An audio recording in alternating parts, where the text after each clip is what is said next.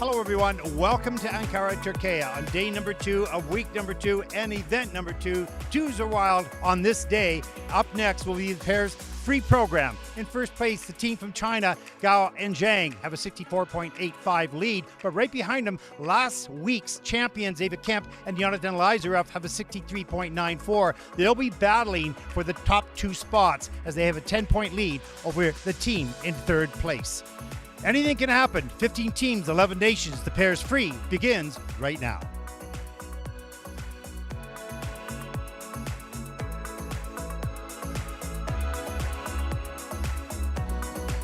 Welcome everyone to Ankara, Turkey. There's a look, a flyover of the facility that tomorrow will host marching bands. It's a celebration day here in Turkey.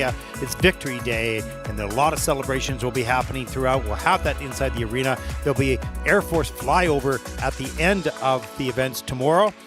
And lots of excitement here in this facility and around this country. As we look inside and look at the judges for the Pairs Free program. And you're listening to Ted Barton and Mark Hanratty joining us from his studio in Nottingham. Mark, welcome back. Thank you, Ted. And now we get excited about the first medals to be decided in Ankara and whether or not it can be back-to-back gold for Canadian pairs.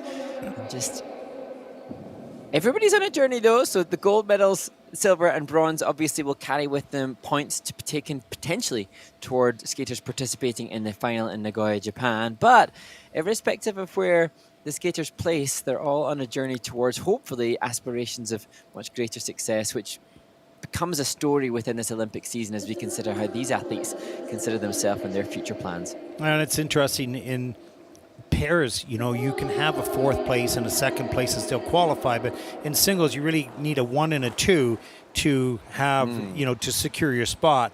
You get down to 1 and 3, it becomes a little bit, you know, concerning, and 1 and a 4 or 2 and a 4 is really problematic. So, but in pair skating, we had a lot of mixture of results last year to define and determine which teams made the final. Only 4 events of the 7 Junior Grand Prix have the pair disciplines in it. This is event number 2. Pairs will also take place in Bangkok and also in Gdansk. And it's interesting as I'm watching the teams on screen now, just to consider also the results from last year's Junior World Championships in the pairs discipline, and we have 1, 2, 3, 4. We have at least 4 teams competing here who competed at that event. And obviously then that reframes and reshapes the perspective, because if you've competed at Junior Worlds, of course, 5 teams competing here. Having competed before at Junior Worlds, you then have a different perspective of what you aspire to achieve 1 year on.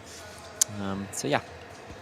You mentioned yesterday, Mark, that the pairs discipline does have less entries. It's not small amount of entries, but it's the smallest of all the disciplines, both at the Junior Worlds and the Junior Grand Prix. And there's, you know, it's a specialized discipline for sure.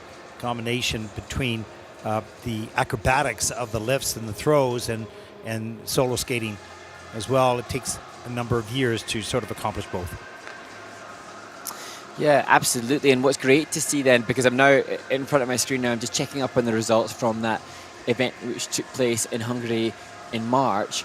And actually, when I considered those teams from the pairs discipline that didn't make the final, we then have a huge proportion of the skaters that competed at Junior Worlds last year that have returned now to Ankara together. So that also confirms that these teams, there aren't a huge number of them, but they will all be stacking up against each other more regularly in events, unlike perhaps the single skaters, because there are less opportunities for them to compete. So they will all be very mindful of what each is doing, and whilst they're on their own trajectory, they can also get the chance to catch sight of the competition. Yeah, all the events that they compete. That's a good thing. Yeah,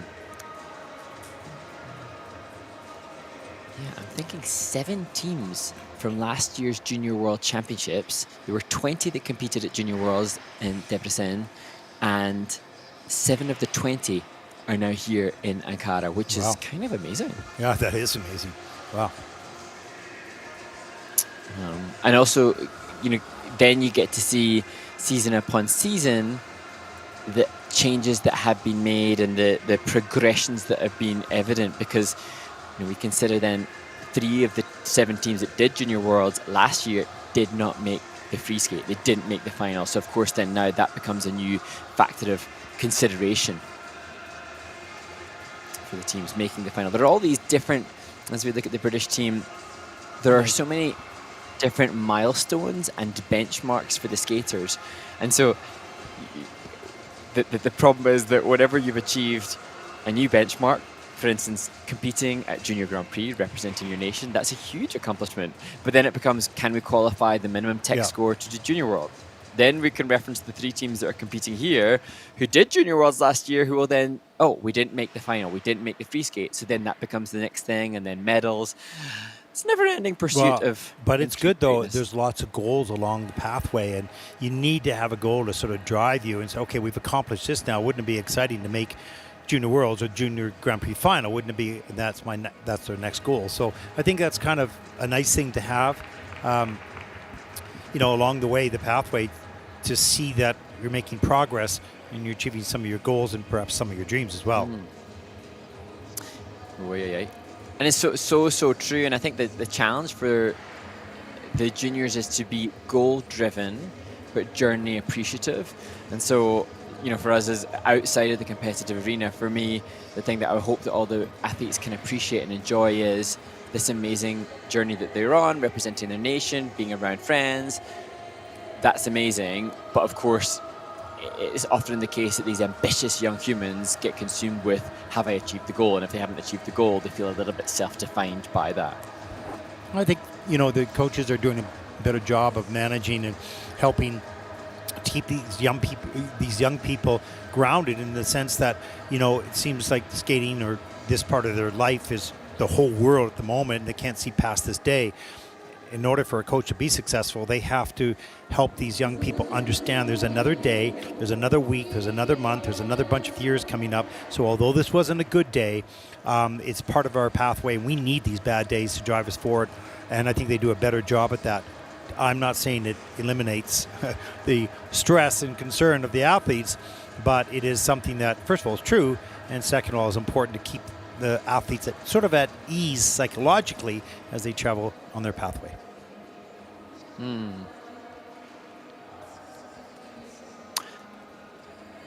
we've talked about in the ice dance competition, which opened the second day of competition in Ankara, about the longevity of teams and partnerships, and how in that discipline particularly, it's really obvious that the longer a team can stick together, there is a direct impact on success.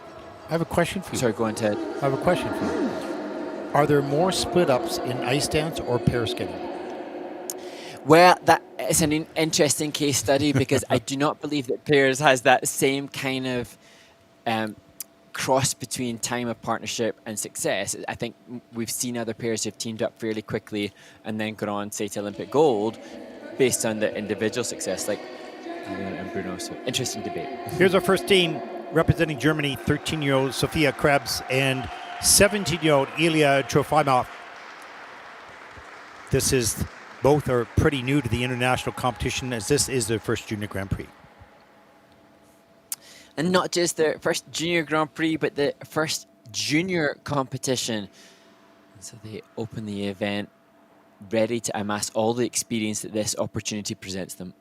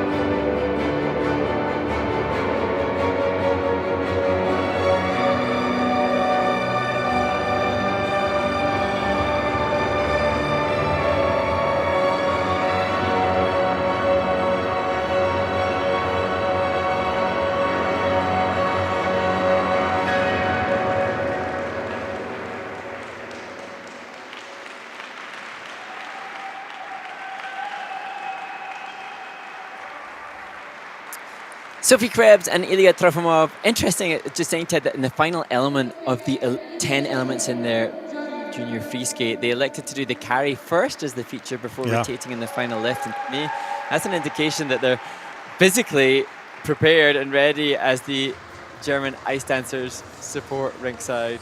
I think it's a smart move, because I think sometimes what happens is, he gets exhausted at the end of the lift, the rotational portion, then has to stop that rotation and carry it. So I thought it was very smooth between the carry and then the lift itself. That was well done. And as we look back, the choreographer Joti Politsuakis has tried to intersperse each of the elements with some transitional content, and that was a good effort as we see the split twist. You just feel like we're just watching such developmental stages, and in a well packaged way at this stage of their skating journey. Let's see, up on the group 5 reverse lift, smooth transition from that position to the hand to the hip, and kept those turns and momentum across the ice pretty smooth through that. That is in at a level 3, missing one feature. Forward inside death spiral in at level 2, nice and low, good pivot. Didn't really look like there was a loss of speed with it. Interesting exit, but right into, which we don't show here, right into the combination spin, pair combo spin. We'll touch down on that throw. That's under construction still.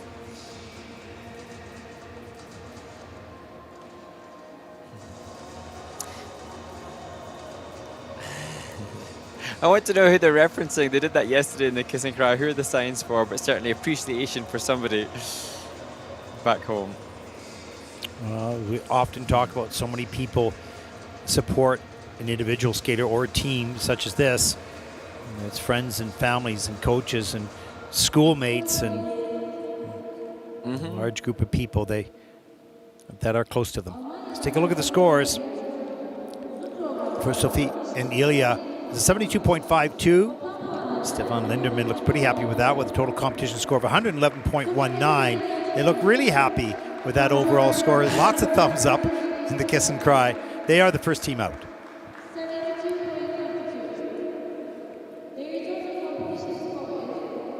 Our next team represents Czechia, 17-year-old Deborah Anna Cohen and 22-year-old Lukáš Vukoška. Third Junior Grand Prix season. They teamed up in 2023. Were 18th at the 2024 World Junior Championships. And Deborah and Lukáš had a challenging short program that didn't represent the potential that the team has. This music, though, a complete stark contrast to the Latin vibes of the short program. Now they'll perform to the Mask of Zorro.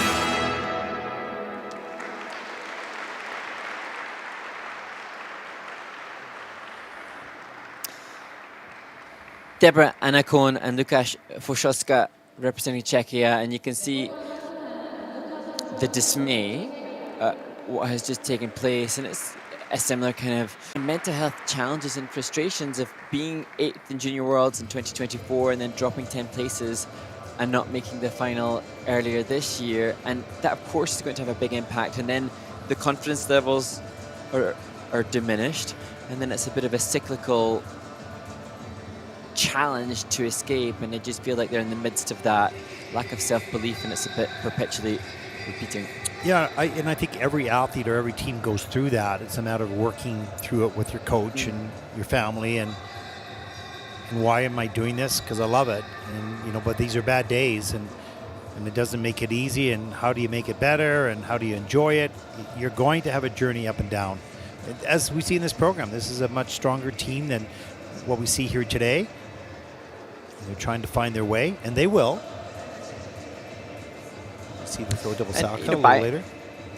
Go ahead, Brian. Yeah, biomechanically things aren't bad. It's just that there's, chicken and egg. Is it the confidence isn't there, so the sharpness isn't there to commit to the landings of the throws or the side by side, or is it? I don't think it's a technical thing per se. No, I agree with you. I think it's a lack of confidence right now, and they're searching. They want it to be not easier, but they want it to be, they want it to be automatic.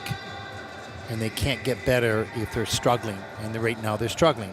But every skater, every team will go through those struggles. It's finding, you have to get through the forest and find your way. And you'll do it. It will happen. They just don't know that right at this moment. Just got to keep working at it, keep training, find the things that you can fix. This is where the kiss and cry is a cruel place to be, because we're seeing two young humans and their coach all having to come to terms with the frustration of what's taken place, because they know that they are capable of more, and we can corroborate that. They are certainly capable of more. It's just, as you so wonderfully always say, Ted, this is juniors, this is the trial and error and training ground for the gladiatorial arena of seniors.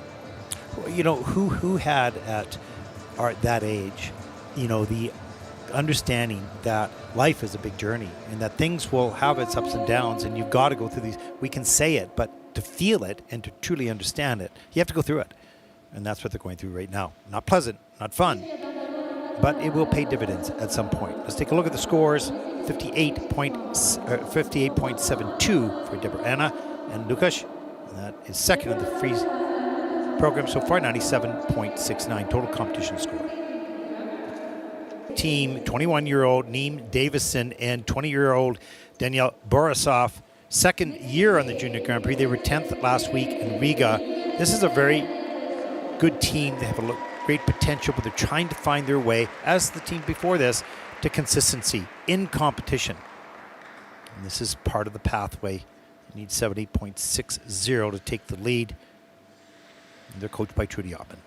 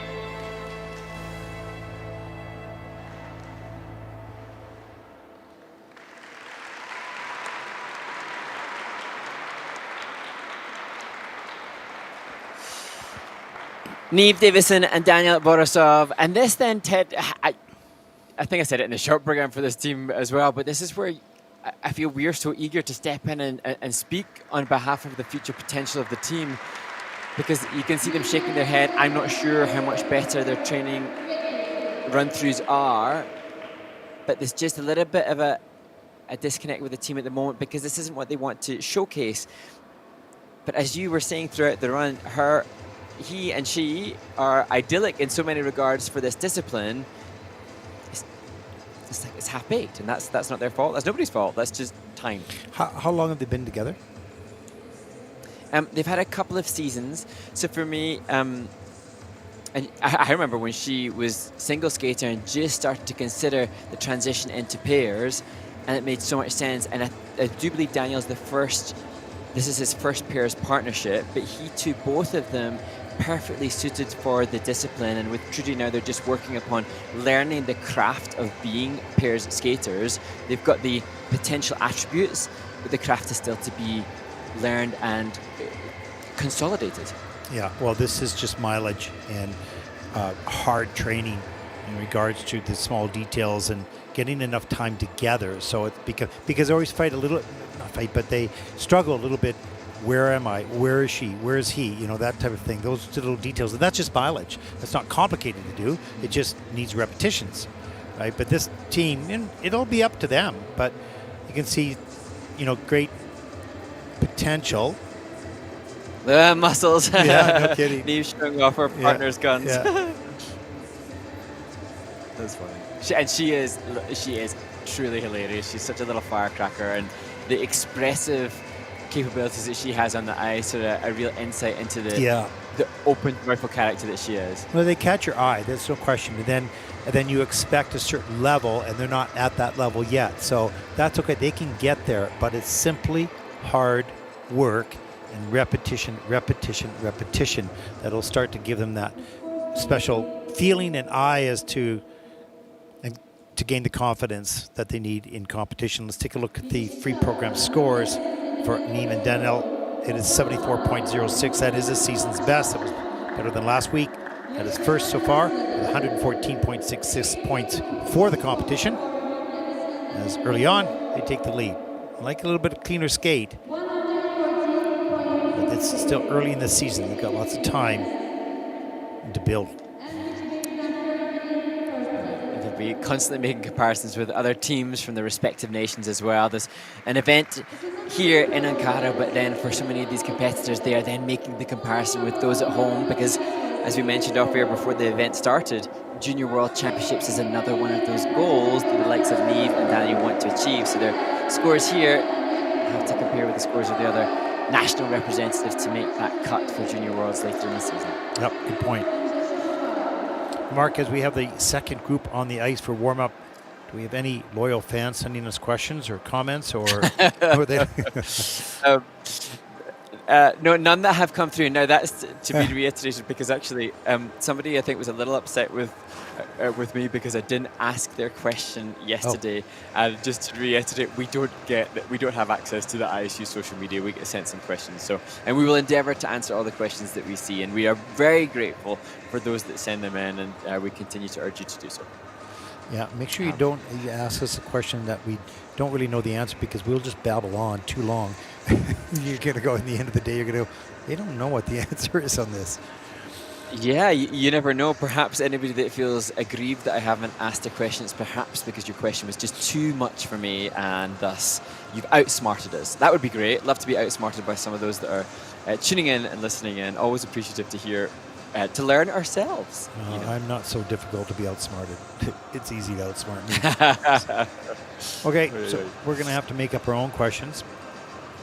So? Well, the question is, really, when we're looking at this discipline and this event in Ankara, we've referenced how many of the teams competing here competed also at the Junior World Championships. So we had 33% of the Junior World Championships in 2025 earlier this year, last season, but this year, a third of that event is here in Ankara. And now the question will be how many of these skaters now competing are going to make that jump, that journey to be able to compete in Tallinn, Estonia, where the Junior World Championships 2026 will take place.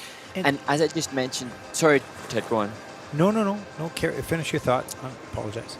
Well, I was just going to say, because we've just watched Niamh Davison and Daniel Borisov from Great Britain, and we're seeing their score in the kiss and cry. And when we look at our paper and our stats, we can see that's a new ISU personal best. And, we could then assume the team will look happy in the kiss and cry on reaction to their scores.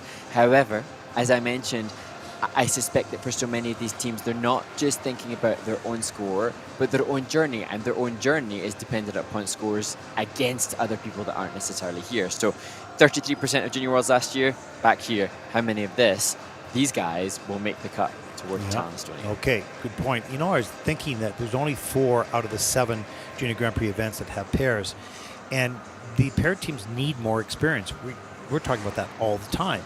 Now, they can get domestic experiences. It's not the same because you're not going against as many teams, right? So I wondered whether it would make sense for the ISU to consider allowing pairs to be in more of the Junior Grand Prix events. So there could be a whole number of reasons why that can't happen. Perhaps the facilities, you need to have 2 ice rinks pretty much, except we don't have that in Bangkok. So the competition goes over 4 days as opposed to 3. But I wonder whether more pair opportunities would be advantageous for the teams to increase their experience. But that's just a thought, because well, I'm trying to fill interesting. time. Also, that it poses an interesting question then, Ted, in regards to more events, as we see 2-time former world champion Megan Duhamel with her Spanish team there. More events, because events give feedback. However, my question, because I wasn't a pair skater, I'm interested to consider as I look at some of these teams. There's a big part of me that seeing the teams and seeing them struggle, understandably, and my rationale is, they need more training time.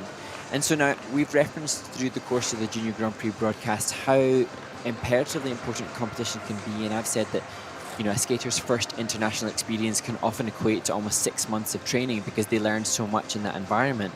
However, once that first junior international is experienced, how much benefit do further events throughout the season give versus how much benefit would it be to stay home, train, and make the fundamental improvements? Because to me, some of the teams that we're seeing, it will be hard to make fundamental improvements mid-season because their habits are so formed, and you need to devote so much time to breaking and changing habits, which isn't necessarily always available when you're competing in fairly close events back to back. I think that's a good point. I mean, you when you're focused on trying to prepare for an event, you don't spend as much time on learning the things or repetitions you need on the basics, and so you win through getting more experience in competition, but you lose through preparing for your future. So it's a very valid point, and could be different for each team.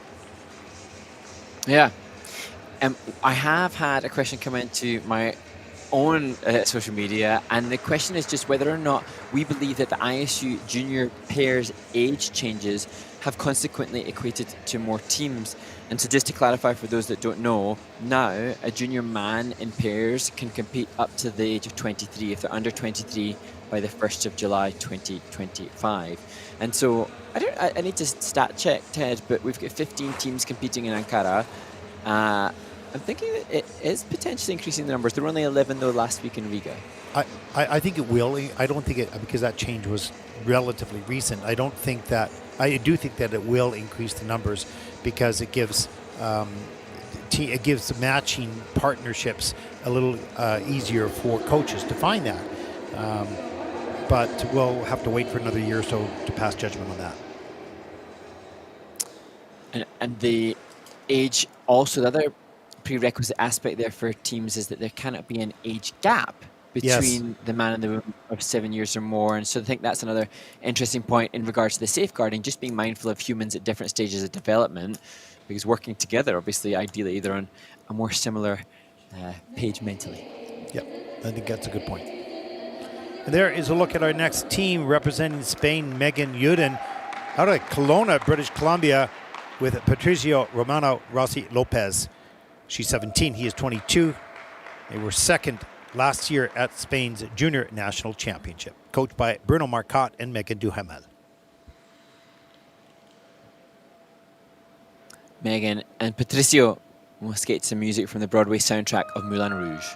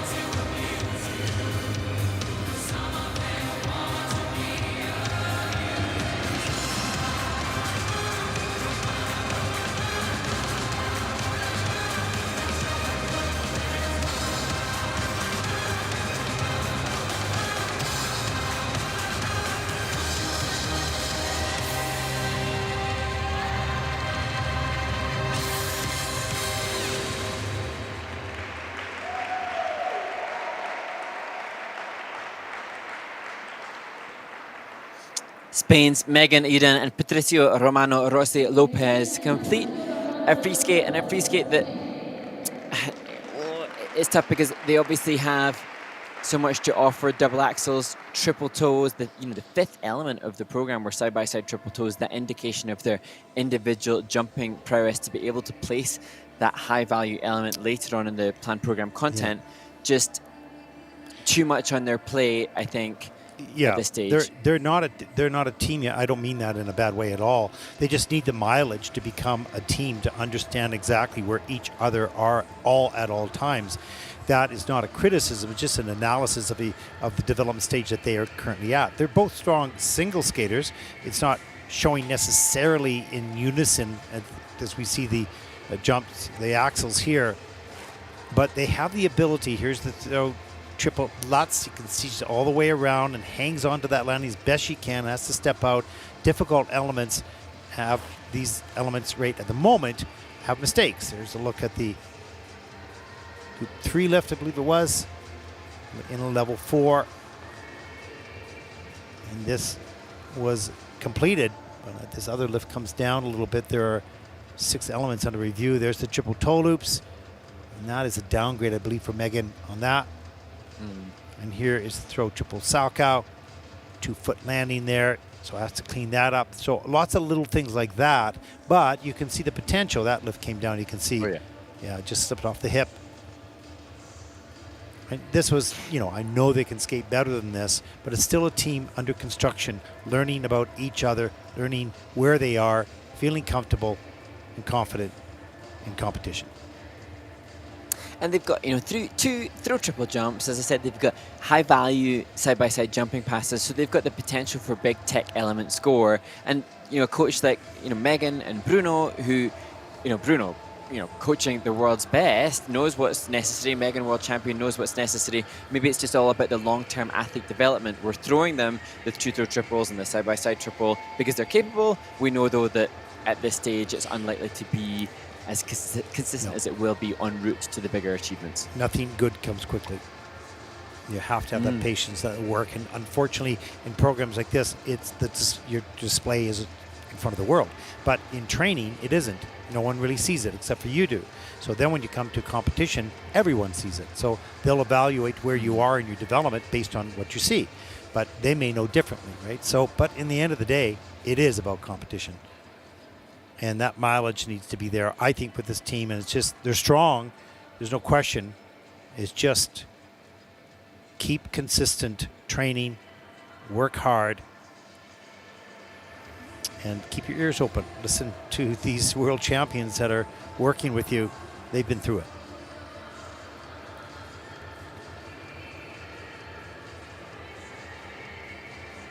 it. I'm trying to read the body movement from Megan and just suggesting perhaps I think there's that kind of push-pull, not quite working as one. And that's an inevitability, I suppose.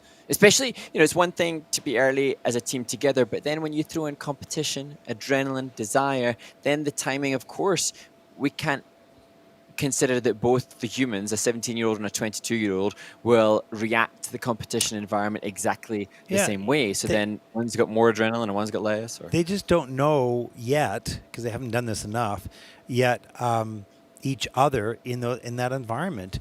And they're both trying hard, and they both have skill, no question about that. It just, how does it become sort of unified, and how does it become sort of one? That just takes repetition, repetition, repetition, and there's going to be some bad skates, there's going to be good skates, but it just takes a lot of training. But it's frustrating. It'd be interesting to consider, how many run-throughs can be done. Exactly. 65.40 for Megan and Patricio with a 107.96. That'll put them currently into 3rd place.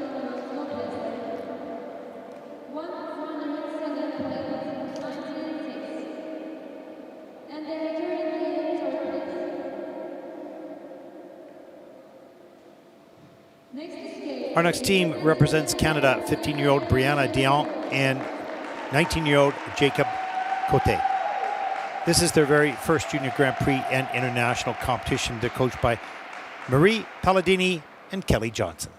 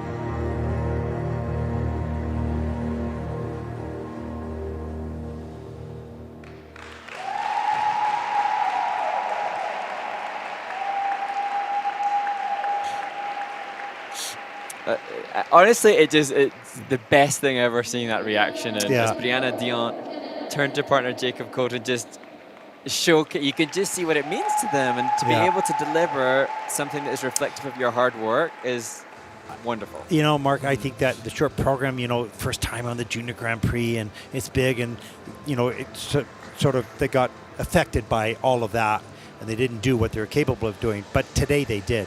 You can see that calmness on her face at the top of the program. This is a really good skate for this team. Yeah, there's lots of things that can improve and as they get stronger, but this was tidy and it was unified. They skated together and similar. There's the triple Salchows. Get that done nicely. Up into the single axle, double toe loops. Really well done. You can see the speed. There's the Group 5 reverse lift up quickly. Good speed across the ice. You don't see a lot of snow coming out of the blades of Jacob. Boy, that was a solid performance all the way through. There's Group 3 lift near the end of the program. Look at that. We talked about that arm being wide on the way up, but he's so strong. He kept that lift going. It begs the question as we see the double axles here, which she did a good job to salvage what could have been a worse mistake for Brianna. And then the third triple Salchow late on. Nailed it. Good for her. You can see that smile was really starting to beam. Beautiful split jump and field moves here. Choreographic steps. It begs the question to consider the difference between this and their short program, where they do look a good half a point higher in their component scores. And maybe it's just that this Coldplay track they just resonate with more than the hip hip chin chin from their short program. But Brianna just looks so happy and at peace and thrilled with this skate on this stage, and she knows that friends and families and colleagues back home are watching this, and they struggled a bit in the short program, but they regrouped and they came on the ice here and they completely focused and worked together. They were a pair team. Yeah, there's going to be more strength to be gained and more experience, but for where they're at in their stage of development, this was superb.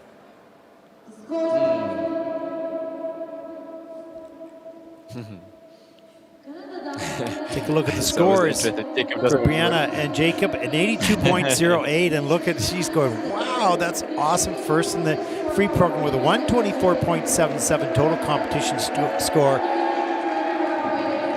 Well, tears forming up in the coach's eyes there. Another high five just to solidify the joy.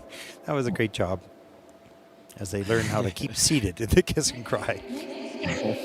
Our next team represent Hungary, Lily Wilberforce and Moses Joseph Beret. 10th after the short program, 19 and 21 years of age. And this team showing great progress this season already, having finished 20th of the 20 teams at Junior Worlds, looking like a different league now as they skate to Spring Wind by Havasi.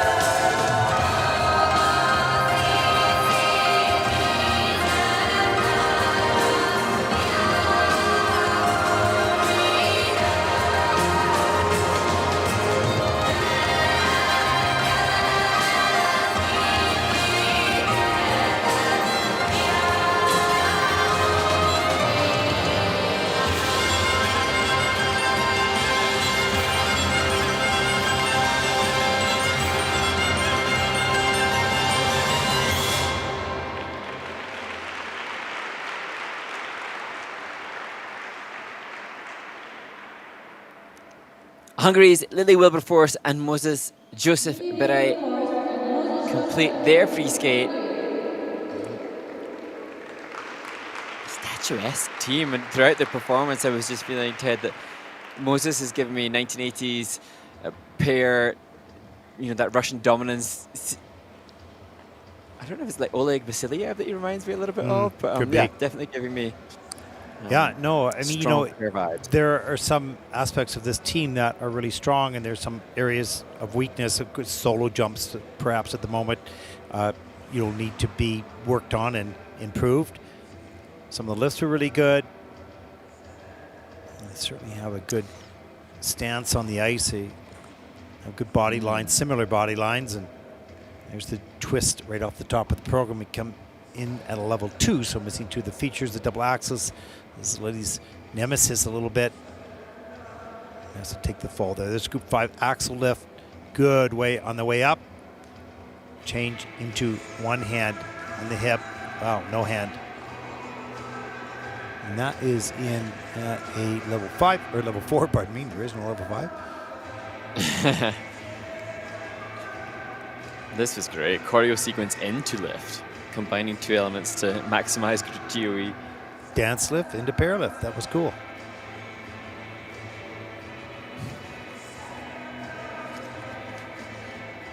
And again, great ice coverage, which will be a factor in how the GOE is assigned by the judges.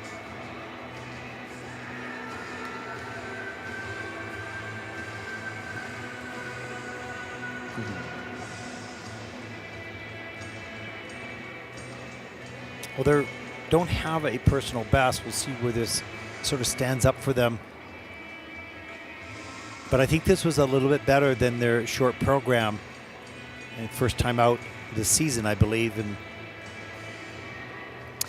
And those big value elements, the lifts, the criteria that they're having for the positive grade of execution, they are such valuable elements. And the Group 5 axle lift comes in with an extra point on GOE. That's an 8-point element. And then the Group 4 lift comes in with an extra point in value from the GOE as well. So they get 6 points. So 14 points just with their lifts. And that indication that they showed the judges' criteria: good takeoff and landing, speed, flow, ice coverage, and effortlessness. That's valuable elements. Yeah, and the pair elements, they're pretty strong. It's just to work on the individual, the throws, getting them to triples and getting the double axle, that will make this team, rise in the standings significantly. 80.87, that is second in the free program for Lily and Moses Joseph with a 124.42, and that will put them overall, at the moment at least, into second place.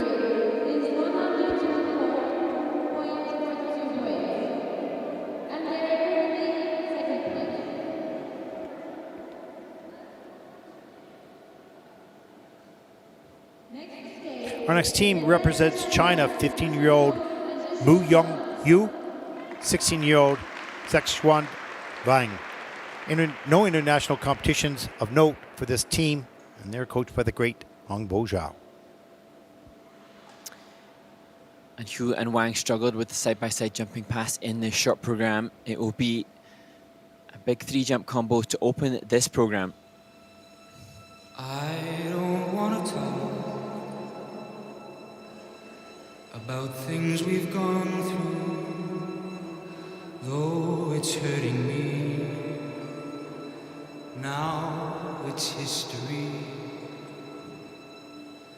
I've played all my cards, and that's what you've done too. Nothing more to say,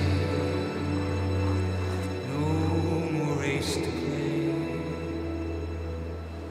The winner takes it all, the loser standing small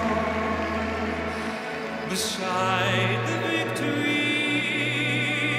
That's her destiny.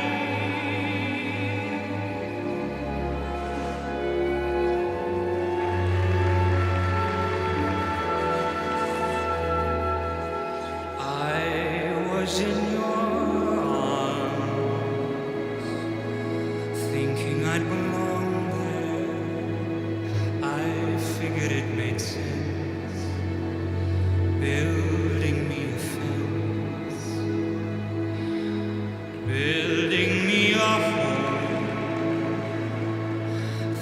I'd be strong there, but I was a fool,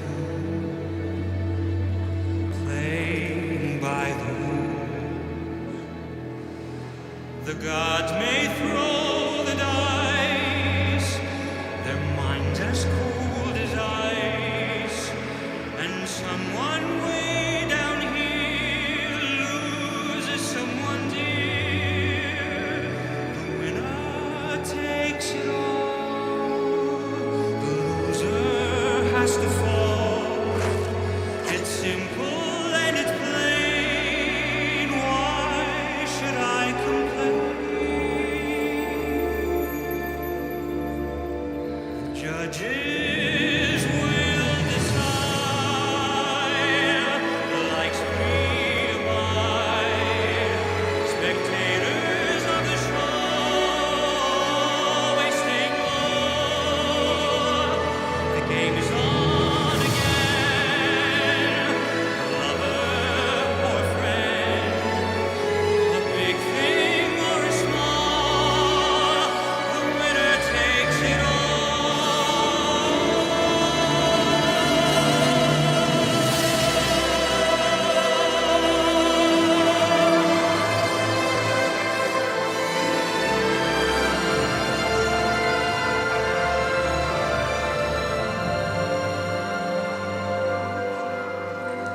The winner takes it all.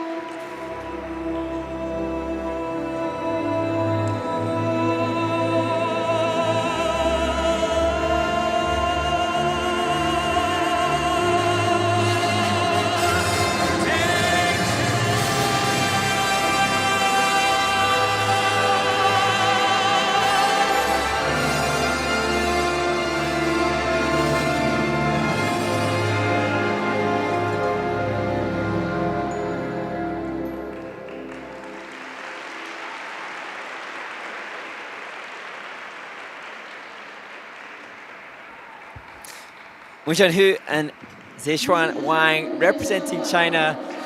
They looking justifiably delighted with the skate that they have just given, and it's such a great insight into the strategy of the coaches and the public. Good strategy allowing applications to had group 5 left, Yeah. no players, but the side-by-side jumping practice, of course, Yeah. pretty strong.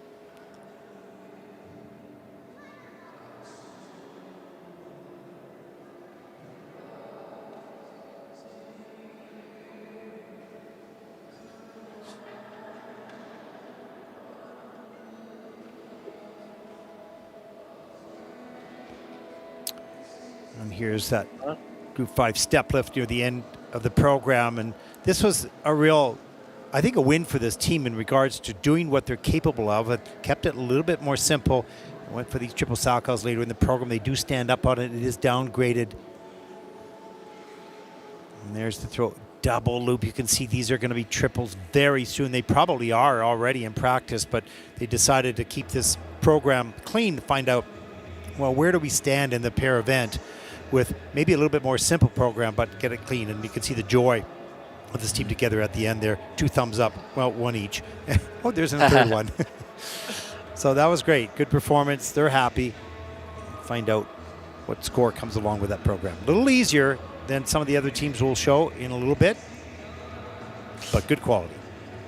I'd love to be in a lesson on Chinese pair skating throws. I would be so interested to hear the biomechanics and the technique issued, because these double throws, whilst they're of less value than the triples that we will see, they're prepped with an awareness of triple and potentially even quad. The technique is just so impressive. It is. Well, they're setting themselves up for success with great technique, with little simple elements, and the transition between those doubles to triples will be simple, more simple. 86.26, that is first in the free program. They're happy with a total competition score of 132.35. That puts this team on top after 2 groups. There is a look at the standings so far, with 10 teams to come. Pardon me. 8 teams to go. There we go. Got it right. That math is difficult. There's a look at the standings so far after the first two groups as we prepare the ice. Mark, what have we got on the video lineup during the ice resurfacing? You can stay tuned to see our must-watch moments from the first stage of the Junior Grand Prix, which took place in Riga, Latvia last week, and then the interview from the champions in the pairs competition. And that's pertinent because the champions last week, Eva Kemp and Jonathan Elizarov, are vying to take back-to-back titles. They will be the second-to-last team to compete in Ankara today. Enjoy those videos. We'll be back after the ice resurfacing with the final two groups in the pairs free program. Hello, everyone. Welcome to Riga, Latvia, and Mark and Ted's must-watch moments from a great week of competition. Mark? Yeah, opening up the event with the women's competition winner, Mei Ankara from Japan. She was a bronze medalist 2 times last year on the Junior Grand Prix series and narrowly missed out on competing at the Junior Grand Prix final. This season, she was utterly golden, and she has said that she hopes to include a triple axel as the season progresses, and we look forward to seeing her continue to develop and improve even more. And in pairs, Eva Kemp and Jonathan Elizarov from Canada. What an outstanding performance they had at both the short program and the free program. Lots of injuries last season, but they're completely together this year, and they are a team to be reckoned with. The must-watch moment from the ice dance competition has to go to the champions from Canada, Leila Villon and Alexander Brandis, who moved up from second place after the rhythm dance to take the title in a narrowly fought competition. Their free dance, the Max Richter piece, was spellbinding, and such brilliant musicality utterly justifies their 15 points and their first step, hopefully, on the way to the Junior Grand Prix final in Nagoya, Japan. The must-watch moment in the men's event has to go to last year's World Junior Champion Ria Nakata skating to Gladiator and landing 2 quads to start the program. Absolutely brilliant and a great start to this season as he moves towards another Grand Prix final. In other must-watch moments, I was so captivated by America's Sherry Zhang. She didn't make the podium at this event, but her short program was a little bit of an homage to a great world champion of the past, Michelle Kwan. She was a 5-time world champion from the United States of America, and Sherry subtly but beautifully gave homage to her movement, and I thought it was a really fitting tribute of a great champion. And Mark, in my must-watch moment, I'm a little biased on this one. Grayson Long from Canada in the men's short program. He has grown and matured so much in his performance. Absolutely outstanding. His best ever performance and best score of his career.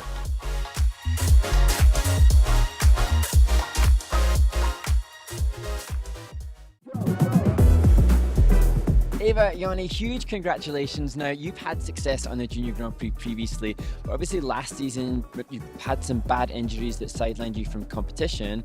Has that been what's motivated you to return even stronger than before? Yeah, 100%. I think even the competitions that we were able to do last year, not all of them went the way we wanted. So also using that as motivation to come back. Yeah. And I would say our training has been pretty similar from last year and this year. We've kind of just stayed on top of our injuries a bit more this year and been a little more like proactive with them. And yeah. Well, we saw huge improvement, and both Ted and I were just remarking on how senior you looked in your delivery of everything that you performed this week in Riga. Is that a consideration? Are you considering to compete in seniors as well this year? Yeah, we're doing senior domestically this year, so we're kind of using that as a stepping stone into senior. And the long program, Sandra and David Wilson made it, and obviously they're amazing choreographers, and they really pushed us to kind of skate more into the ice and like more as a paired team instead of thinking about the elements. So we've been working really hard on that, and every competition we went to domestically, Sandra's like, okay, this is what I like, this is what I didn't like. Oh, wow. Fix it. Yeah, so it was awesome. Yeah. Well, it's interesting because Sandra also gave me a rundown, and even the email showed the detail which this amazing woman obviously gives, and she did mention that you are using a lift by the great Olympic champions Katerina Gordeeva and Sergei Grinkov, and is that, Olympic gold? Is that a goal that you've got for the future to emulate the success of those that you're copying now? Yeah. Yeah, of I course. think so, yeah. I think it is for everyone. Yeah, but that's everyone's I think goal. really just like looking up to how they're skating and stuff. I mean, they're such amazing skaters, so just trying to replicate that. So before your Olympic gold and before senior competition, when will we see you next on the Junior Grand Prix? We're going to be in Turkey next week, so back-to-back competitions. yeah, we're excited, feel ready. Obviously, this competition was a good confidence boost. So yeah. And Yeah.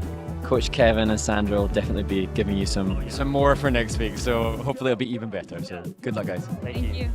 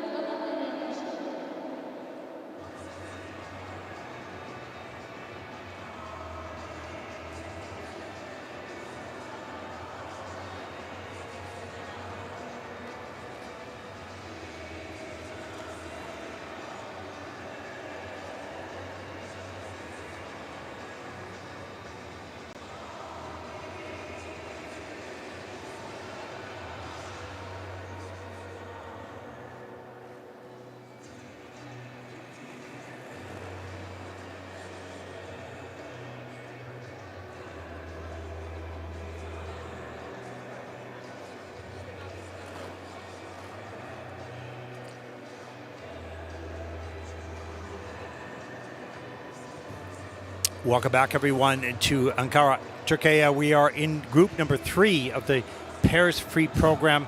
I'm Ted Barton along with Mark Hanratty. And we are getting close, Mark, to the final 2 groups, or the final group is particularly find out who will earn the points and the podiums and the medals. And it just changes the trajectory, because I suppose, as we've discussed, everybody has their own athlete development plan. And we're talking about who's going to win medals and then potentially get to Nagoya, Japan. But then, of course, that has another whole impact on the lives of these young people, because for many of them, they are in education. For many of them, they are funded by mom and dad. And so, it's a kind of, amazing, let's try and qualify for the final. And then, of course, there'll be a whole lot of implications upon how that will affect their calendar and their families' calendars. And well, especially in December, it's early December, Christmas is coming, you're in school, all those types of things are happening. So, the Junior Grand Prix is okay, at least in the beginning, because it's during the summer. No one's in school at that point. So a little bit later in the season, it gets way more complicated between holidays and family and school and skating. And as this Junior Grand Prix continues, remembering that we are just on the second of the 7 stops in the Junior Grand Prix, we start to get a little bit of an insight into the concurrent calendar, the senior events as well. And it's interesting, currently the French Masters are taking place, so that's an opportunity for the French Federation to decide a gauge for their team. And all of these events, as time goes on, will be including more results that we can feed back. I'm excited to see the likes of the Lombardia Trophy. I saw a lineup for that, Ted, which from the top of my head had some of the top group from the World Championships all battling it out very early in the season at a challenger. And I think, if I'm correct, is that the Lombardi Trophy will take place in the same rink that we will be next week in Varese. Oh, well, we'll warm up for the seniors then. Yeah, exactly. And this is such a busy season, not just for the skaters and the coaches, also for the federations. Their funding from their government agencies, depends on success at the world level, of course, and the Olympic level. Most of the top federations are, focused on Olympic medals. There's no question. And so there's more responsibility to attend activities and press conferences and reveal of the uniforms for the team. All sorts of things happen in the Olympic year that don't normally happen during it. So it adds to the calendar and the excitement and to the fatigue as well. Yeah, I always think so. It's exciting really in the Olympic year and also post-Olympic year. I find that quite fascinating as well, because it's a chance to see the breakthrough stars and those that are likely to make the Olympic Games podium potentially at the end of that cycle. However, for us, because we have the good fortune of being able to get an insight into these junior skaters, we probably have an eye on potentially what could be happening in 2030. And hopefully, for we spectators of the sport, hopefully some of these skaters on screen now have a desire to make athlete development plans that include competition in 2030 at the Olympic Games. Oh yeah, I think the coaches are much better now at planning, and the parents and the skaters at long-term planning. What does that mean? And which is a good thing, because it puts in perspective a bad year. If you're talking about the next 8 years, 2 Olympic cycles, then you understand there will be ups and downs and ebbs and flows in that period of time. And so I think it's an important thing, from scheduling family vacations to school to competitions such as this, and keeping things grounded in perspective from a long-term perspective.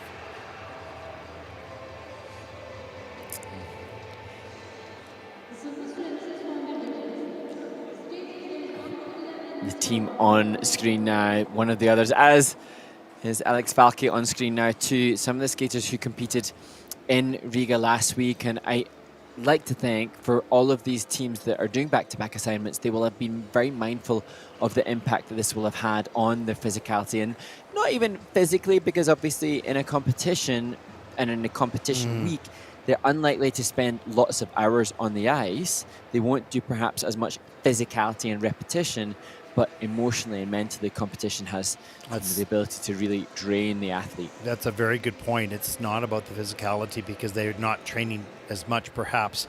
And back-to-back competitions are good things from a learning perspective, but emotionally, if you're up and down or you're in a bad run, if you will, that's more challenging. That's more exhausting, actually.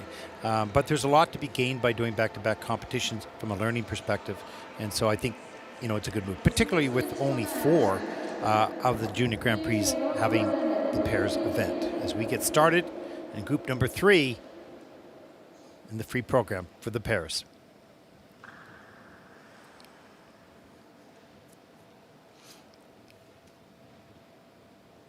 And there is a look at our first team for group number 3, representing Slovakia, Laura Hitchkova and Alex Valky. She's 14, he is 15, a young paired team, junior Slovakian champions, also 14th at Junior Worlds. This is their second season. And last week in Riga, they were 9th. They were having a phenomenal short program till a mistake on the death spiral. Now skating to Maybe I, Maybe You by the Scorpions.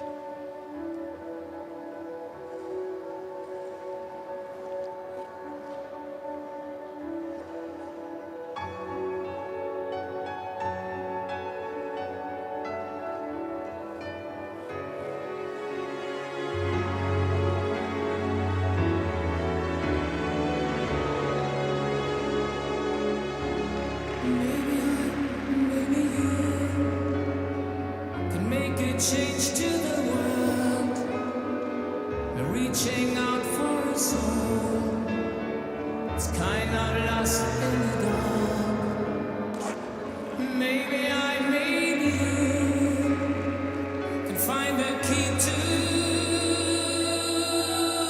the stars, to catch the spirit of hope, to save one hopeless heart.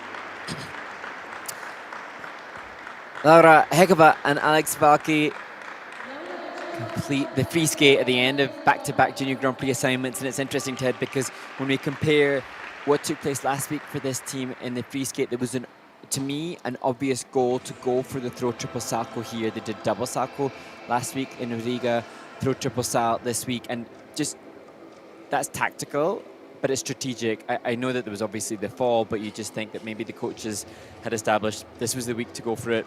And then once it started, that journey of landing throw clean triples in competition was underway. There's the double axles, and we get that down. This is landing on the quarter, but good work off the top of the program to get that difficult sequence done. There's the triple salchows. This is a downgrade on Laura. Here's that throw. Let's slow this right down. Look at the space, and it's hard to see. He's blocking that, but the legs were not tight in the air, so the rotation was slow, not all the way around, and she has to take the fall. But you need to try to get it in competition to get a little bit of experience under that environment. Here's the 5 reverse lift. Speed this up a little bit.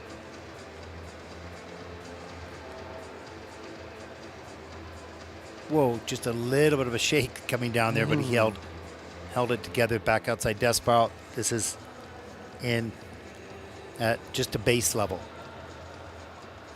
And when we consider, as we watched the pairs combination spin with Luca D'Amati watching ringside, he was trying so hard to make sure he got this final feature, the 2 rotations necessary there to achieve the level. But this team at 14 and 15 years of age, given that they cannot compete senior till they're 17, we are going to hopefully be treated to the development of this team. And as we said in the short program, they've got a wonderful coaching staff of Luca and Andre, and there will be given all of the element criteria and goods to be able to break out into seniors in 3 seasons' time. And I'm just looking forward to seeing that evolution of Laura and Alex in the junior ranks. Yeah, a young team and already a lot of really good skills and lots of work to do, of course, but they're well on their way at their age and stage. And we'll get to see them for a number of years in the Junior Grand Prix as they transition into senior, or, gain the experience to transition into senior in the future. Let's take a look at the scores. Season's best at 80.91, and they went, whoa, that's pretty good. And that is third in the free program with a 127.18. That'll put Laura and Alice currently into second place. And that's 7.5 points higher than last week. So good tactics.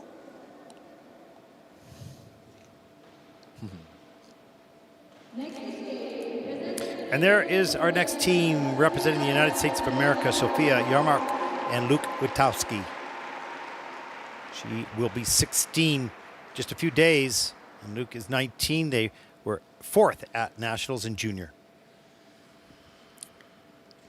And Sophia and Luke will skate to Another Love by Tom Odell.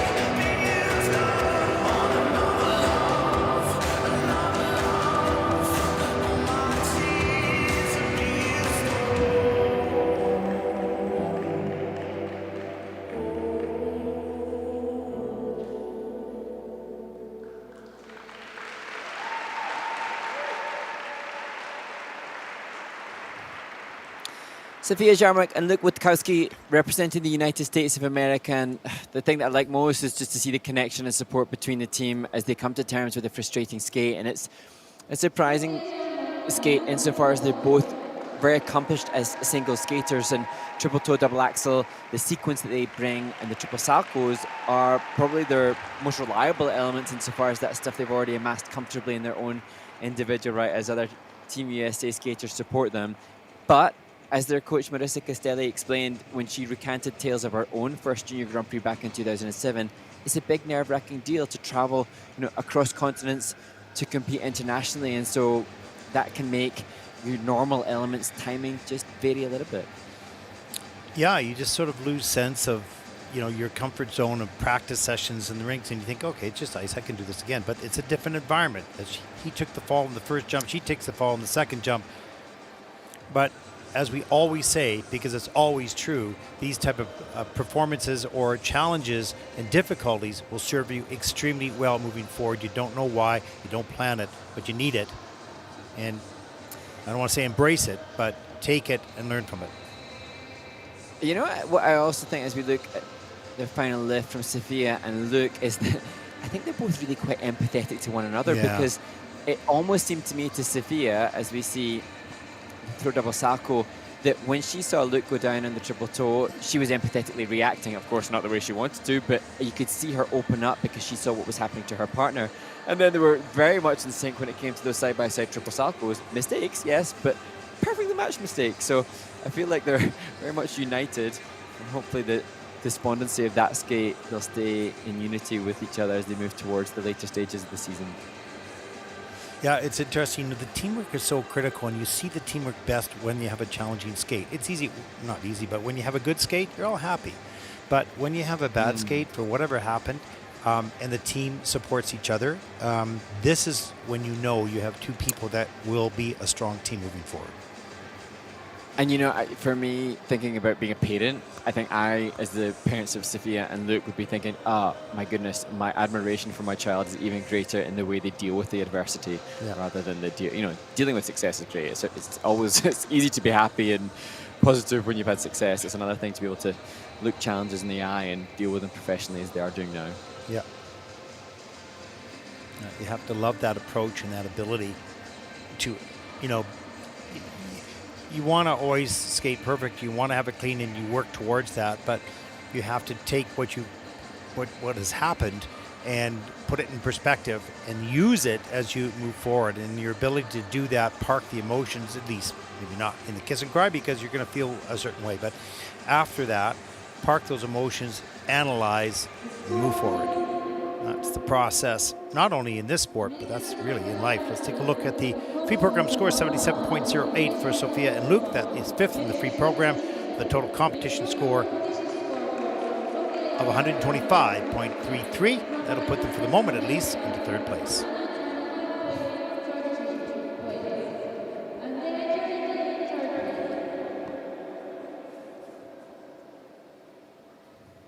There's a look at your top 5 teams so far on the leaderboard. Start to get towards the final group. This is 15-year-old Paulina Pullman and 16-year-old Gabrielle Rinaldi from Italy. Third Junior Grand Prix season. They are the second-ranked Italian junior team. They were 15th at Junior Worlds last year. And 8th in this event 12 months ago, coming into the free skate in 6th place. Skating to more Tom Odell music, this time Can't Pretend.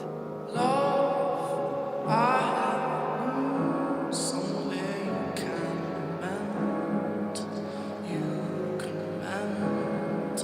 Oh, I guess that's love. I can't pretend, I can't pretend. Oh.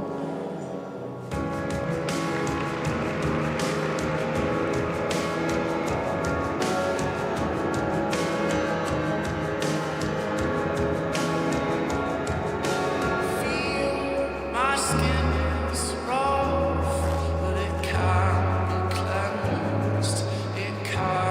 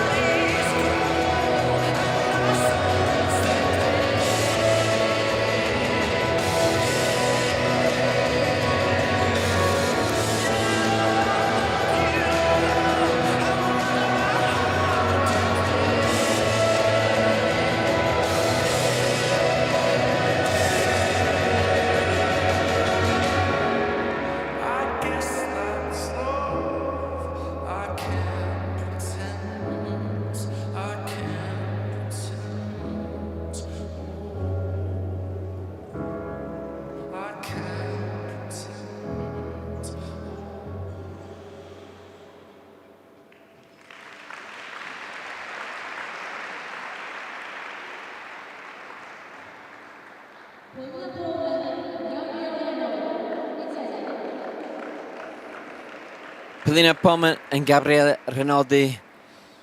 Now, I know that the team had explained that Gabriele had finished his high school and he'd had a lot of exams this season. And I think I said in the short program that they only were really able to start training for this 3 weeks ago. They came, they did a short program that was really pretty decent, particularly given the preparation they had. But you cannot hide in a free skate from those elements. And I think Gabriele's lack of training time and lack of run-through is just really evident there. And he did an incredibly good job of making sure that Polina stayed safe when he was void of any energy to survive the lifts. Yeah, the gas tank was empty, you know, just past the halfway, and the good energy at the top of the program here. And there's a double axel. He takes that fall. Good energy on the takeoff. Did not check out early enough. Here's the triple lats wrap free leg, and can't get that back to stabilize. It takes the fall on that. Here's this lift, pushes really hard to get it up, keeps it locked elbows, but you can see the struggle at that point of the performance. And here as well, group 3 lift late in the program, and really he started turning before he got her turning, and they had to take the fall there. But well, and that's what you do, is you want to support the landing on a fall, and as long as the woman lands on you, that's okay. That's what you're trained to do, and that's what happened here. So no great injuries, but certainly fatigued. You can see him in the kiss and cry, breathing very heavily, and that is painful. That's really hard. But absolutely. And go. I was going to say, Ted, that we don't acknowledge really we haven't in the last 2 events really acknowledged the incredible physicality of it. And if you've had to have a break and you have had your schoolwork and your academics to pursue, to build up the stamina necessary to get the blood oxygen levels up to be able to do a performance, junior free skate with 10 incredibly demanding elements is incomprehensibly exhausting. Yeah, it's hard to explain how demanding this discipline and the sport is on the athletes. And for those that will look at it as, oh, well, it looks really nice, and oh, that guy's out of shape or whatever. You know, if you ever tried to do it, then you'd realize, oh my gosh, these are remarkable athletes. Very much like a ballet dancer. When you think you're going to the arts. Those are athletes. Those ballet dancers are extraordinary athletes. It's the same thing within our sport. Underappreciated, the physicality that it takes, because not many people in the public ever get to do it. Yeah, I dare say that the pair skaters, the demands on the body, the demands on the joints for the throws, the demands on the upper body for the lifting prowess as well. Yeah, 59.96. That is 9th in the free program with a total competition score of 108.70. That'll put Paulina and Gabrielle Courtney into 8th place.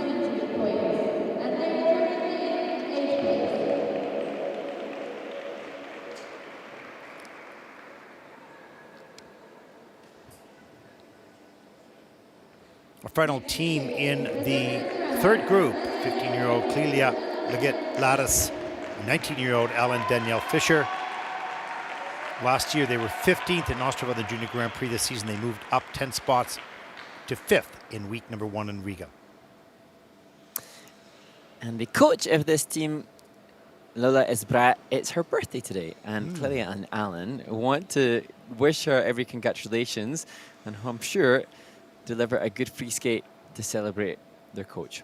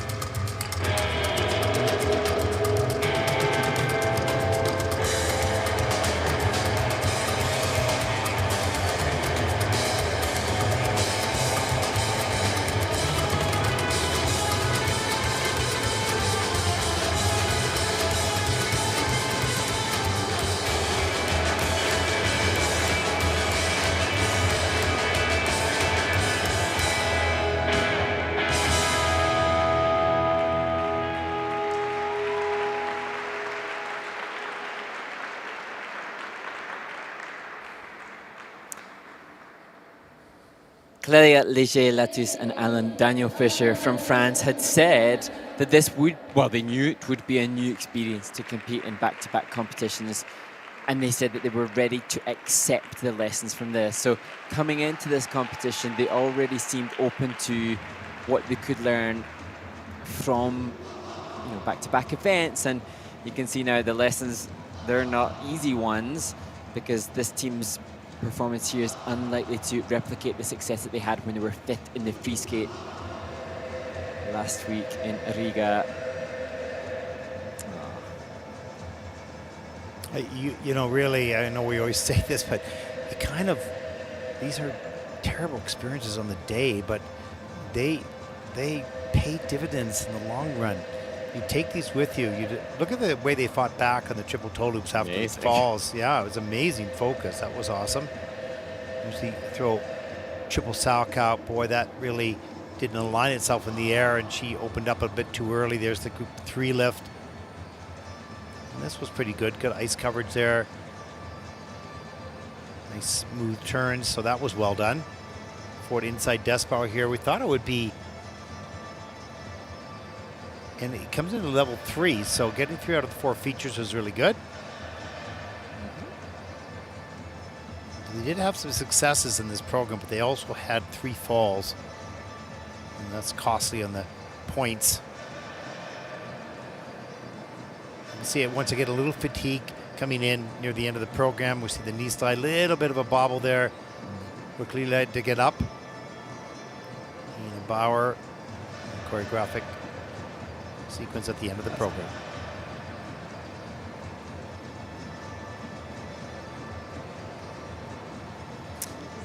So I think what needs to happen now is they need to just think it's all about the coach's birthday celebration. Celebrate that. There you go.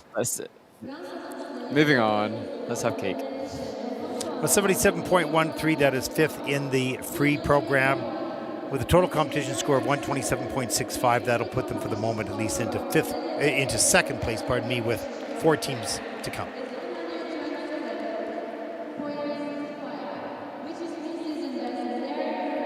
Yeah, they wanted to feed off that success and that experience they had in Riga, and that just did not materialize here, and they'll analyze why that happened and go back to work.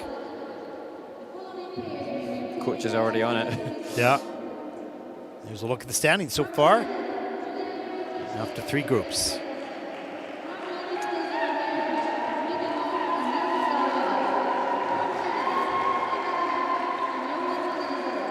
This is, I think, Ted, well, where we need to now give a little bit of a energetic shift to the rink. We've seen, 4 falls for the last couple of performances. So the skaters who have just taken to the ice may sense the energy in the arena, and now just needing to make sure that they stay aligned and true to their own training. And if anything, what I think is always so amazing is when you can see a skater or an athlete who utilizes competition for their own progression. And there were always some that just managed to find a better version of their own skating under the pressure of competition.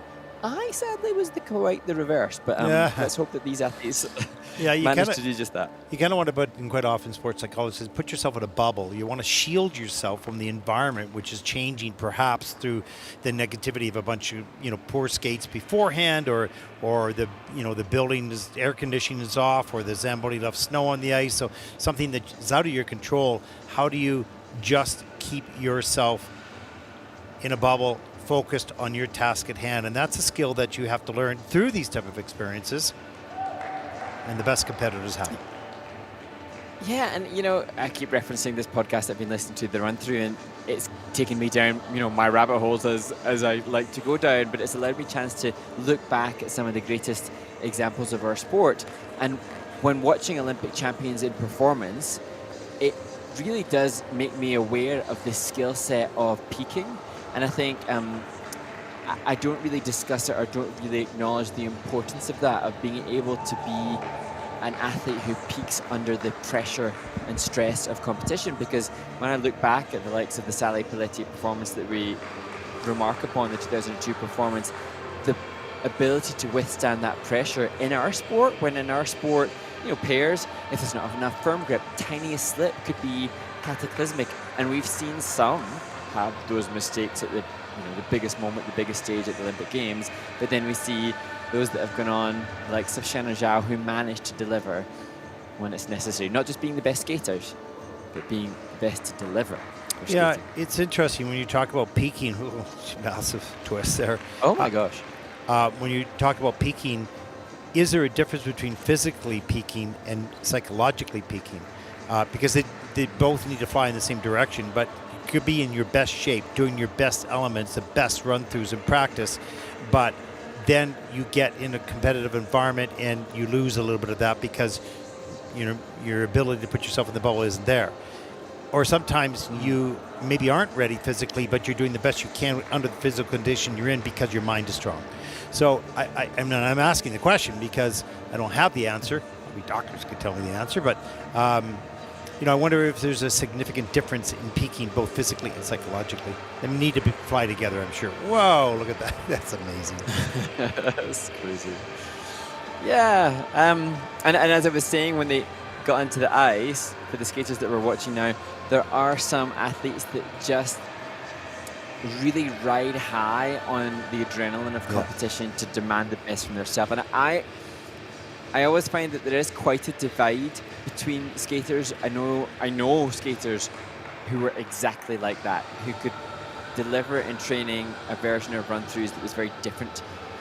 It was less than their competition run-throughs, whereas equally, the mindset that I had didn't allow me at that time to be able to replicate as well under stress as it would in training. And some of that's just the way that you brought You're up. such a nice guy, and you want to keep everybody happy and pleased, and you're very polite with everyone, and that's a wonderful trait in life. But you wonder whether, with all that goes around an athlete, when you were an athlete, whether you got distracted because of all the other things and it was harder to focus on the competition or took your mind off it. I don't know. As we take a look at Canada, we've got the flags.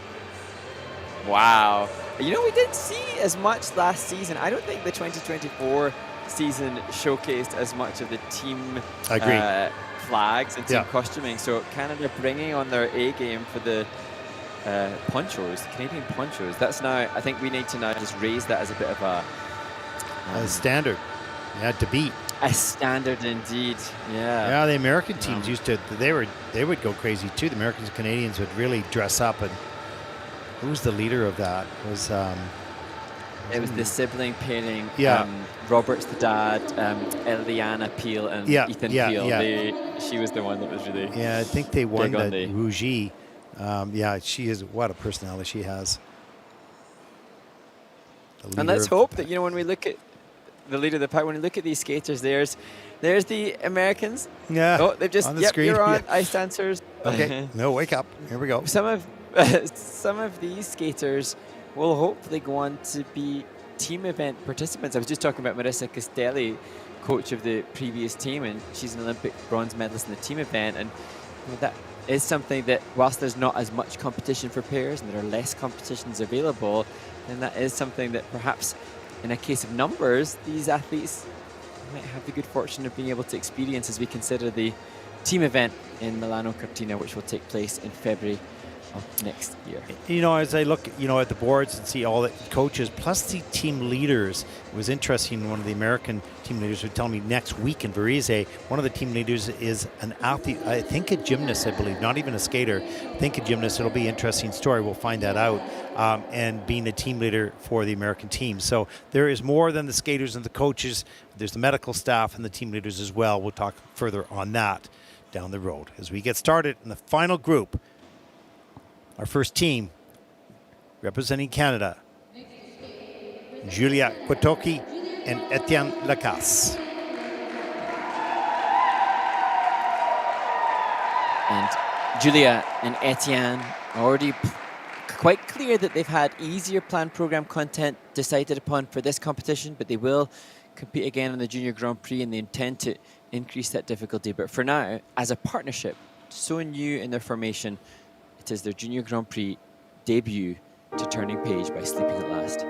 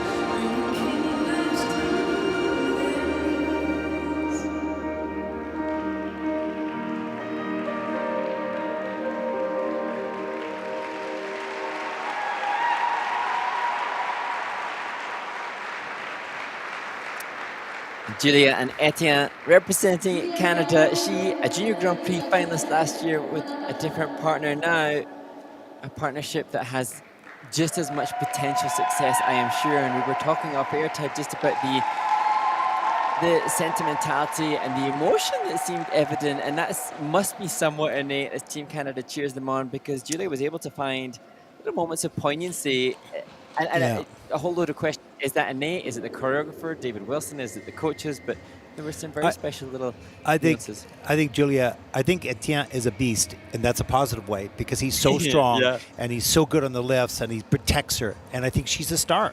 I think she has showed moments of sensitivity in that program, in a pair program that usually doesn't happen at this stage or age of development.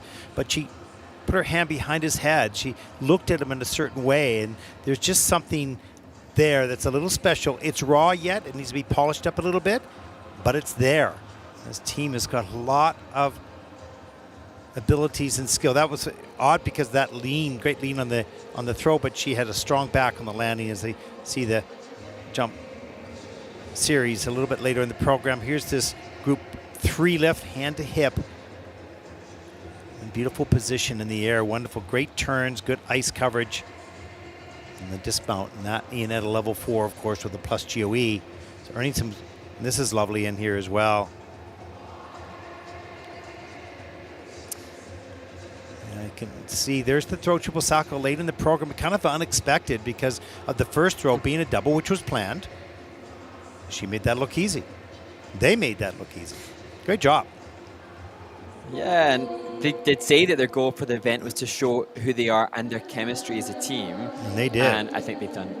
Absolutely. 93.45 for Julia and Etienne. That is first with a 146.67 as they take the lead with 3 teams to come, no matter what the standings are, this was a win for this team. They showed maturity. They're a new team together, and they skate like a team.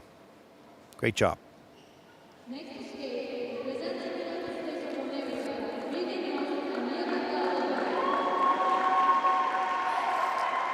Representing the United States, Regan Moss and Jakub Gabavi. She's 17. He is 19, second Junior Grand Prix season.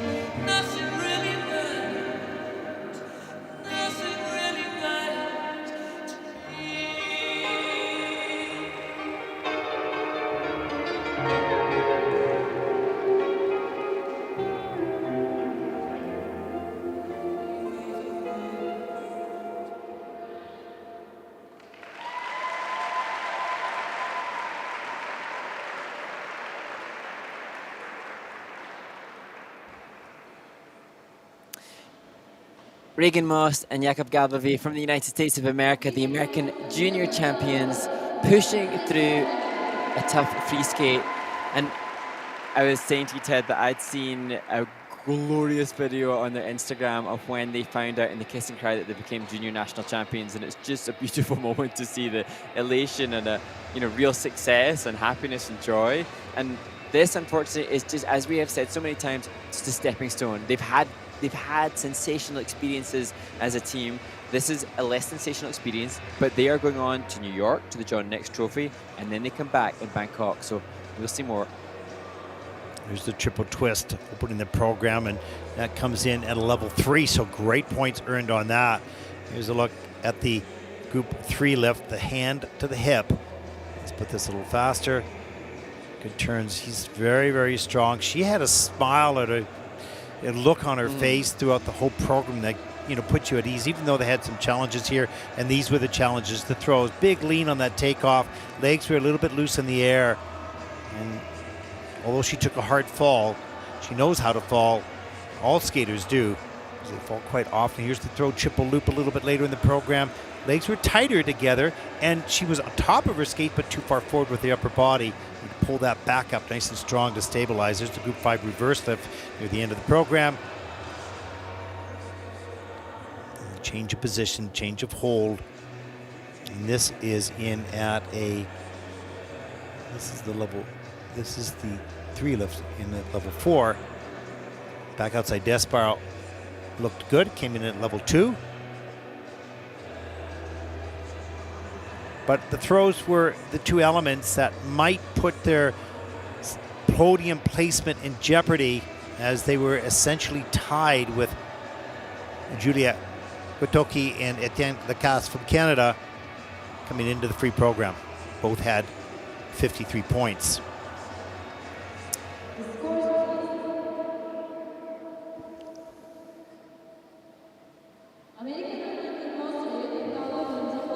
Of a 90.79 for the free program. That's second in the free program with a 144.40. That is second overall. That means, considering the other 2 teams will skate okay, means they'll be off the podium. We'll see what happens.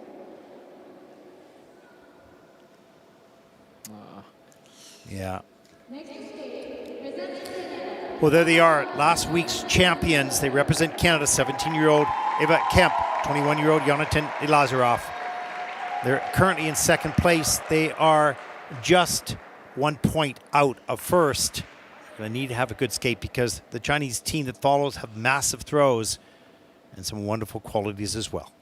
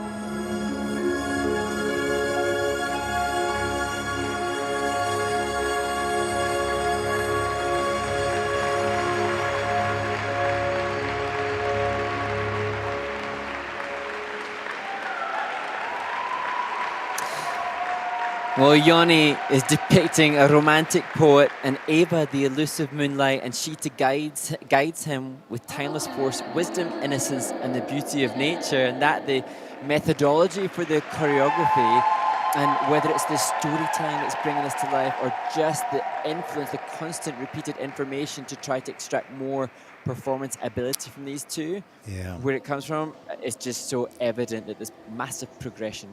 Kudos to Jeff Buttle, Sandra Bezic, David Wilson, who not only choreographed wonderful movement, but they brought something out in Eva that was always inside, but not on the outside. And we see it now. The growth of this team is special. Technically, they did all the elements. One little mistake, of course, as we take a look at the triple twists. Beautiful piece of music, beautiful choreography, wonderfully delivered by this team.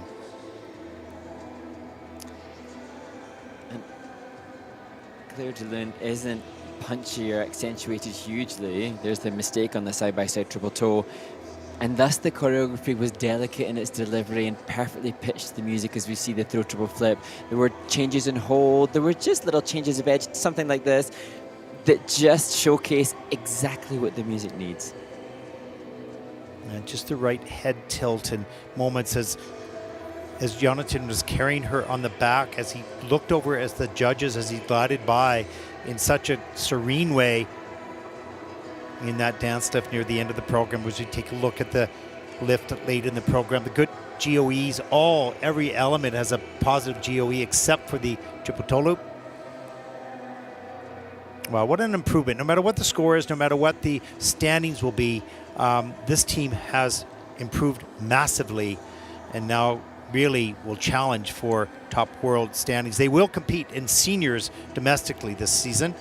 They'll continue their junior journey internationally. And as they sit with their coach Kevin Daw, who's, he's committed to the travel here from event to event with them, and he's taken them from a team that struggled with injury and illness, 10th at last year's Junior World Championships, and it just makes you think, well, they're laying down the gauntlet to be front runners this season's best, 115.49. That's better than last week.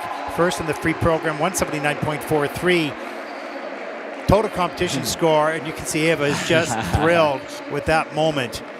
Keep it going. You're on the right track. It's amazing. I suspect they wanted a 180, and that's the reason they're a smidge off. There was some reaction to being... Could be. Close enough. Our final team represent China. They're in the lead. 14-year-old Ryu Gu and 18-year-old Yiveng Zhang. Third in seniors in China last season. Look out for some epic throw jumps within this free skate.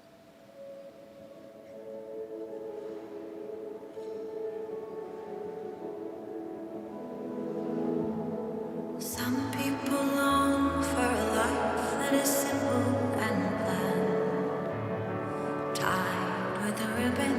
Some people won't sail the sea 'cause they're safer on land. To follow what's written, but I'd follow you to the great unknown. Off to a world we call our own.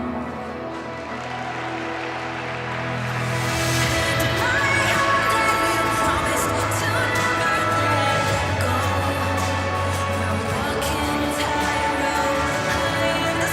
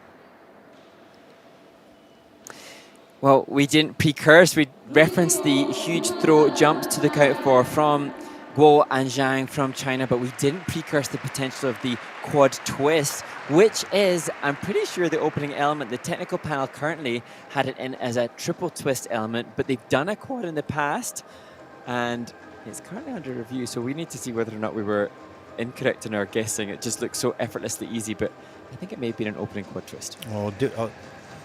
I'll put it in super slow motion. I'll take a look.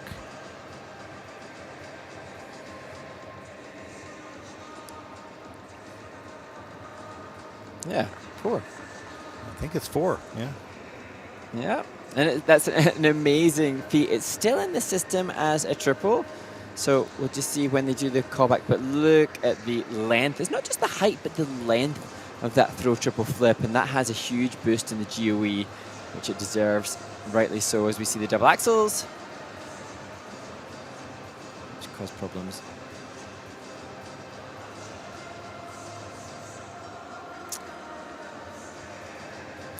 Unfortunate on the throw triple loop. Same height and elevation quality as the throw flip, but not the same outcome result. And so it'll be interesting to see, Ted, now how this compares with certainly the Canadians. I think will take the lead and take the lead comfortably and take the title.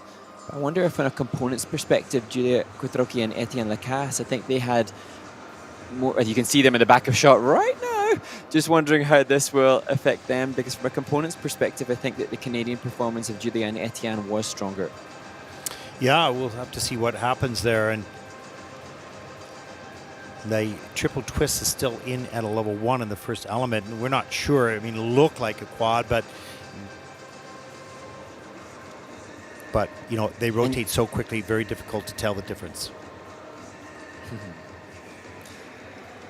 It's a big debate about the validity of including these kind of elements in pairs, and I know that they haven't been seen as readily in the last Olympic cycle or two. So it's exciting to see a team like this considering that inclusion. Here are the scores. 101.29, that is second in the free program with a total competition score of 166.14. That will put them into second place. They take the silver medal. And Julia Quattrocchi and Etienne Lacasse will take the bronze. Kemp and Lazarov win 2 weeks in a row, and they punch their ticket to the Junior Grand Prix final in Nagoya, Japan in early December. Boy, that's been a successful 2 weeks on the road for that team. As we take a look at the final results, Eva and Jonathan and Gao and Zhang, Quattrocchi and Lacasse, the top 3. Well, interesting event as always. Lots of mistakes in the early groups, but a battle for the podium near the end there. Mark, final comments. Well, it's great to see that on just day 2 of the second event, we already have our first guaranteed finalists for the Grand Prix final in Nagoya, Japan. Eva and Jonathan can now go back and train hard, knowing that they have absolutely secured a place at the prestigious event, which takes place in December. Well, that concludes our coverage of the pairs free program. Up next will be the women's free program. They'll finish day number 2 here in Ankara. For all of us here at the ISU, I'm Ted Barton along with Mark Hanratty. We hope you've enjoyed the coverage. Make sure you join us for the women's free coming right up.